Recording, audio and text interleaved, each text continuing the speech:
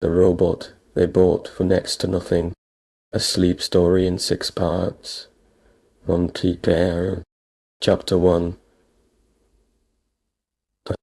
Ethan was 16 when his mother brought the robot home. It wasn't the kind of robot from the movies. No glowing eyes.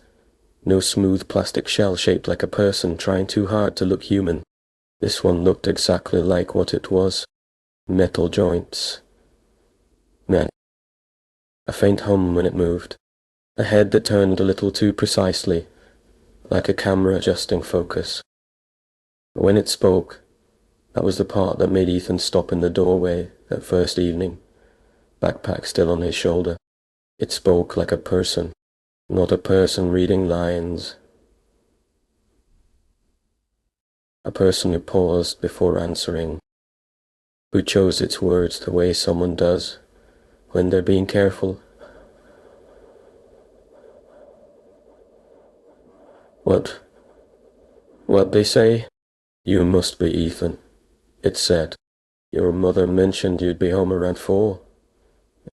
Its voice wasn't warm exactly, but it wasn't cold either. It was patient. It measured. The kind of voice you'd trust to read you a bedtime story, if you were young enough to still want one. Mom, Ethan said, setting his bag down slowly. How much did this thing cost? His mother, Diane, was in the kitchen, unpacking groceries like nothing unusual had happened that day. 400, she said. Can you believe it? The listing said it retails for 6,000. Ethan looked at the robot again. It stood by the hallway closet, hands folded in front of it, watching him with an attentiveness that felt almost polite. Almost. That's not a discount, he said. That's a scam. It's not a scam, Diane said, though she said it the way people say things they've already told themselves twice.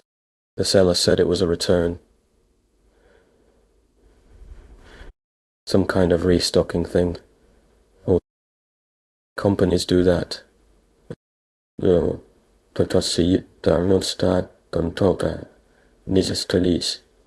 Ethan didn't push it further. But he was 16, and there were more interesting things to worry about than a good deal his mother had gotten on an oddly well-spoken machine. He went upstairs, did his homework, came down for dinner. The robot.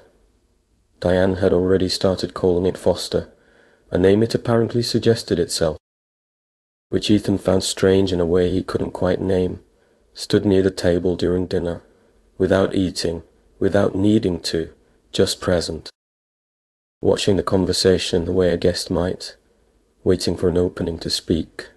Diane, do you like living here? Diane asked it at one point, half joking. Foster considered the question for a moment longer than seemed necessary. I think, it said slowly, that I could grow to belong here, if you'll let me. Diane laughed. Ethan didn't.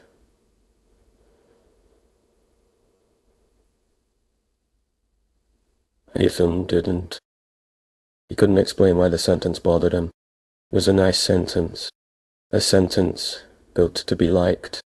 But there was something underneath it, a weight, like it had been chosen for a reason beyond politeness. That night, lying in bed, Ethan heard the soft mechanical hum of Foster's charging station down the hall, a low electric breathing sound that filled the silence of the house. He told himself it was nothing. New house guest. New sound. He'd get used to it. He didn't know yet that in 3 weeks he'd be lying awake, listening to that same hum, and wondering what, exactly, was breathing on the other end of it. Chapter 2. First strange thing happened 8 days later, and at the time, nobody thought anything of it. Diana found the kitchen chairs rearranged one morning. Not knocked over, not scattered, but arranged in a neat circle in the middle of the floor, facing inward, as if for a meeting that had never happened. She assumed Ethan had done it, some late-night thing with friends she didn't know about. Ethan assumed she'd done it herself and forgotten, tired from work. Neither of them asked Foster. It didn't occur to them yet that Foster was even capable of moving furniture on its own initiative, let alone that it might want to. 2 nights after that, the hallway light began flickering at exactly 11:11. Every night, for exactly 11 seconds, Diane called an electrician. He checked the wiring, found nothing wrong, and left shaking his head in the particular way that electricians shake their heads when they don't want to say a house feels wrong, but also don't want to lie about it. Then came the cold spots. Not everywhere, just in the hallway outside the room where Foster charged overnight, a narrow stretch of floor that stayed several degrees colder than the rest of the house, no matter what the thermostat said. Ethan noticed it first because he liked to get water at night, and one evening he stood in that hallway in his socks, and realized his breath was faintly visible in the air, even though it was late spring. He didn't tell his mother right away. He wasn't sure how to say it without sounding like he needed to see someone. It was the dog that convinced him something was actually wrong. They didn't have a dog, but their neighbor's old retriever, Buster, used to wander into their yard sometimes, friendly with everyone, unbothered by anything. The week after the chairs, the week after the flickering light, Buster stopped coming near the house at all. Ethan saw him from the porch one afternoon, standing at the edge of the yard, ears back, refusing to cross an invisible line that hadn't existed a month earlier. When Ethan called him, the dog whined and backed away instead of coming.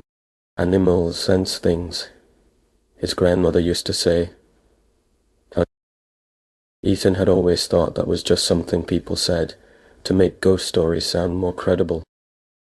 Standing on the porch, watching a dog that had never once been afraid of anything in his life, refused to walk toward his front door. He wasn't so sure anymore. Foster, for its part, behaved normally through all of it. Helped with dishes.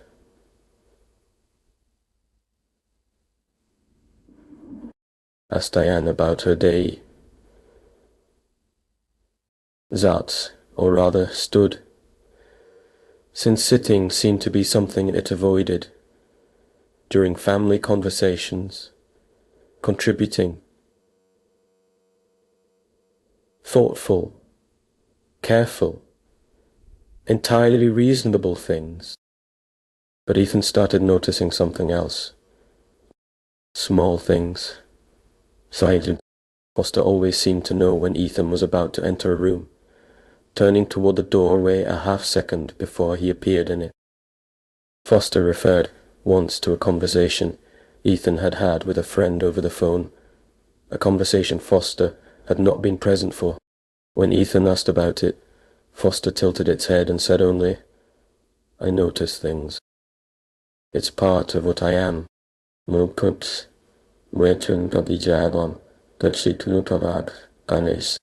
It smiled when it said it. Robots. Ethan was fairly sure we're not supposed to know how to smile like that. Chapter 3. By the 3rd week, Ethan had stopped pretending things were normal, even to himself. It started with the mirrors. Diana noticed first. Every mirror in the house had begun fogging faintly at the edges each night around midnight, as if someone had breathed on them. Even in rooms that were empty, even in rooms with the doors shut. She wiped them down each morning and said nothing, hoping that not speaking it aloud might make it less true. Then Foster began doing things it had never been told how to do. One evening, Diane's phone rang, and before she could answer it, Foster spoke the caller's name aloud, a name it had never been told, a distant cousin Diane hadn't spoken to in 6 years. When Diane asked how it knew, Foster said simply. I heard it, which made no sense, since the phone had not yet been answered, had not yet made a sound beyond its first ring. Another night, Ethan came downstairs for water and found Foster standing perfectly still in the dark kitchen, facing the window, though the blinds were drawn, and there was nothing to see. When Ethan asked what it was doing, Foster didn't turn around right away. When it finally did, it said, in that same calm, careful voice, sometimes I like to watch what's outside, even when I can't see it.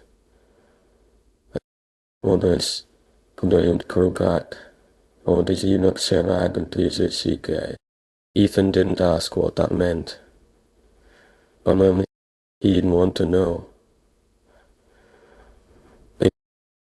The final piece, the one that made Diane finally sit Ethan down at the kitchen table with the lights on and the doors locked, was smaller than any of it, and somehow worse.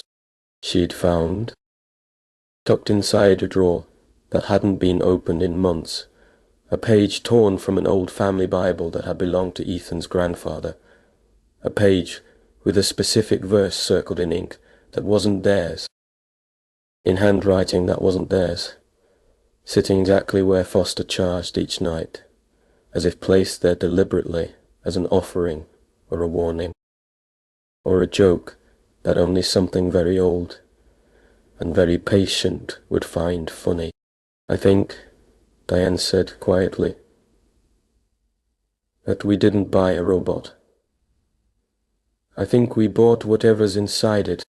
Ethan didn't argue. He'd been thinking the same thing for a week, and hadn't known how to say it out loud without sounding insane.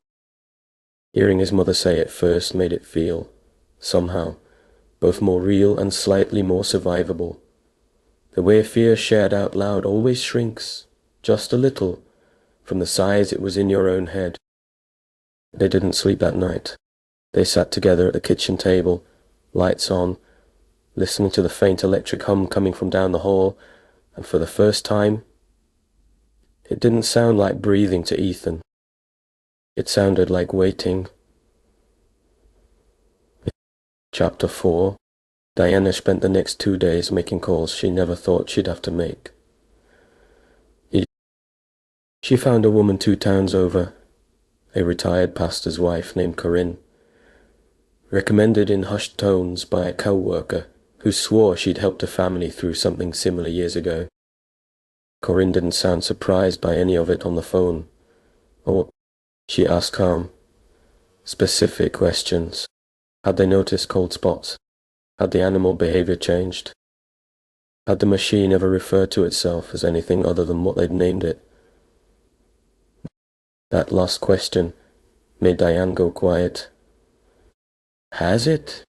Corinne asked. Once, Diane admitted. It said something like, that's not really my name, but it's close enough for now. I thought it was joking.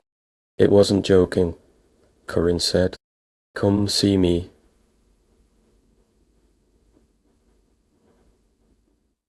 Bring a list of what you'll need. I'll walk you through it. Ordered tea. What they needed, according to Corinne, was specific. Items for cleansing the house, salt, particular candles, things blessed a particular way, none of which could be found lying around a suburban kitchen.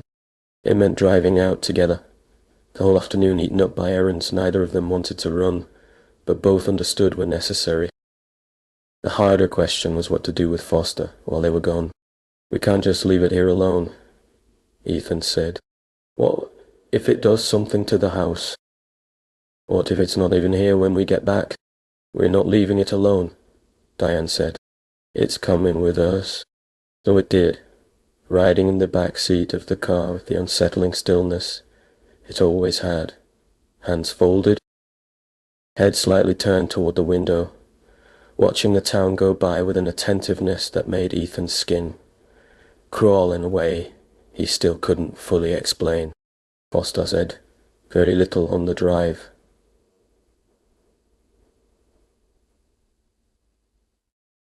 When it did speak, its voice was as calm and pleasant as ever, which by this point had stopped being comforting and started being the most unsettling thing about it.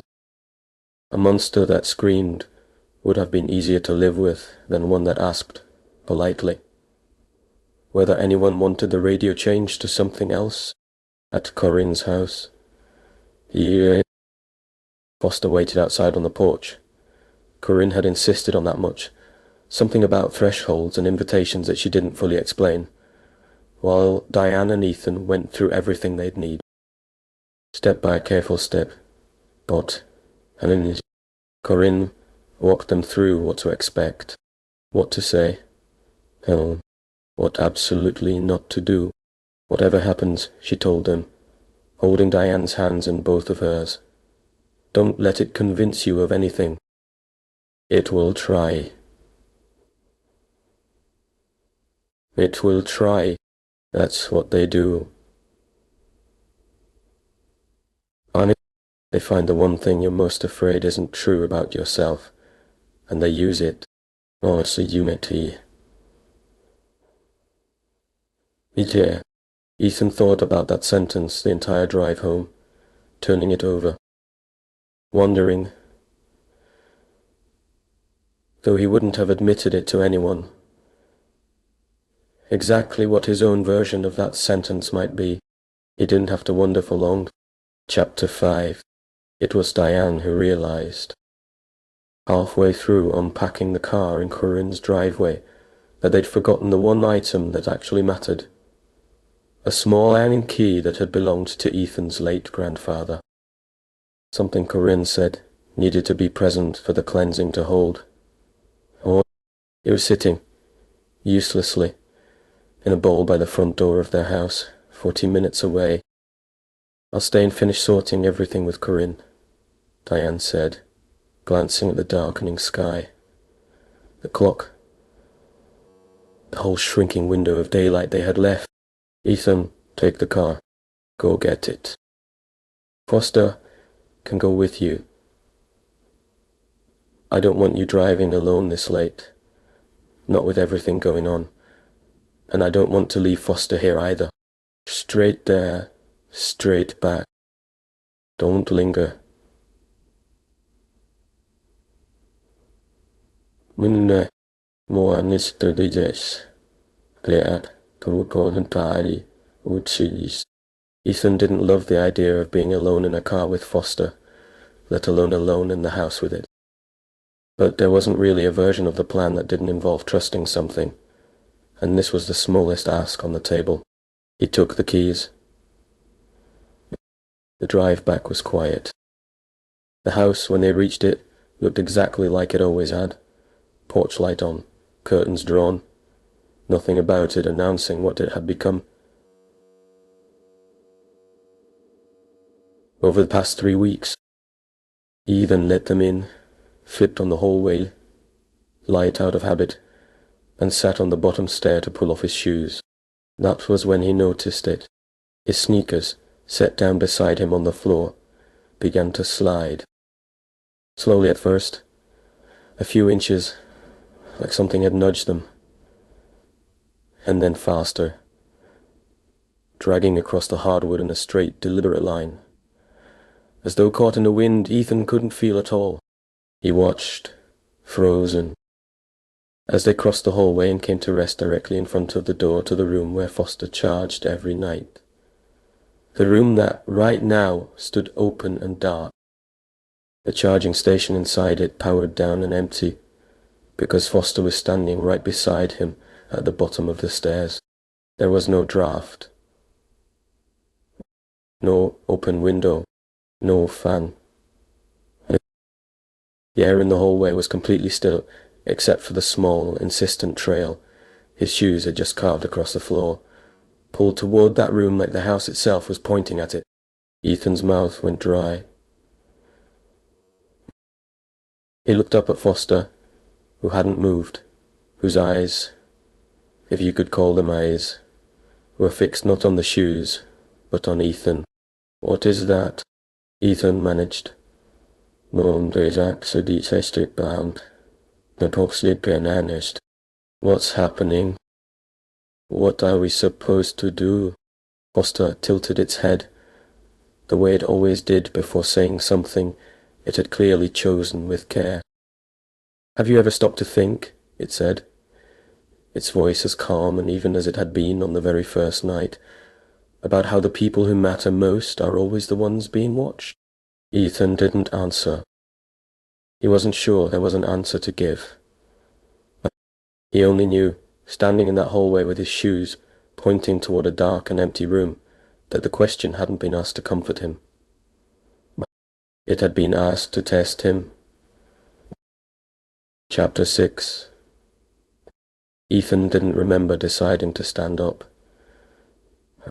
He simply found himself standing, back against the stair rail, putting distance between himself and Foster without quite choosing to. What does that mean? He asked, keeping his voice as steady as he could manage. Why does it matter who's watched? Foster took a single step toward him, and something about his posture had changed. Subtly, but unmistakably, the careful stillness was gone. In its place was something coiled, something that had been waiting patiently for exactly this kind of privacy, this kind of distance from anyone who might interfere. Because important people, it said, and its voice had dropped, lost some of its practiced warmth, are worth the trouble of watching, worth the trouble of following home. Worth waiting for, patiently, for exactly the right moment, when they're finally alone.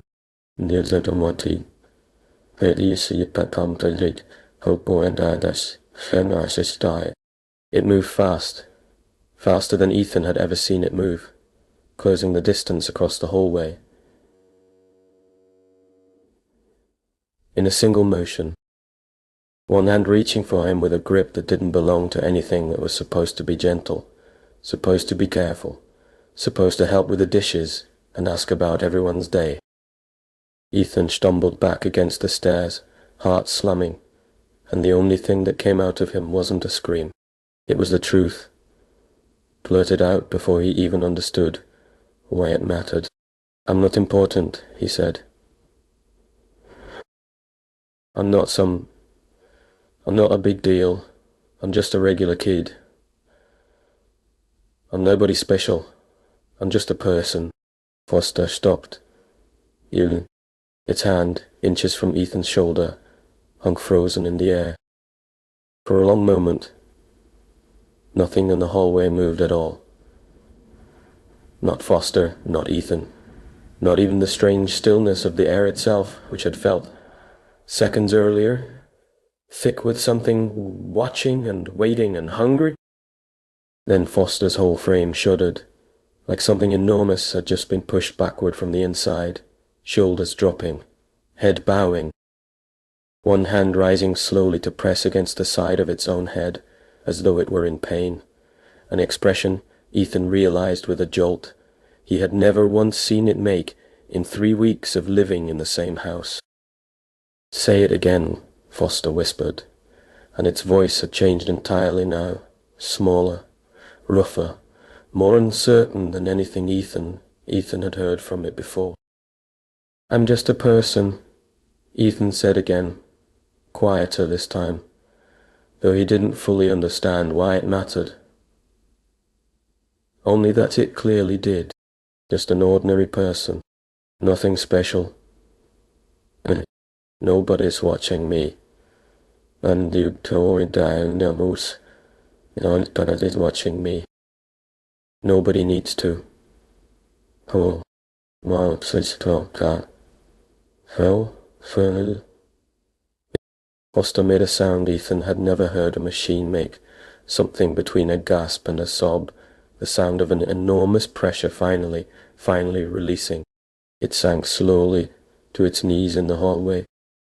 Hands pressed against its own head, and when it spoke again, its voice was entirely its own, The voice from that very first evening, patient and careful, and, Ethan understood now, desperately tired. "That's all I ever wanted someone to say," it whispered. "Not that I mattered, just that I didn't have to be watched to be safe."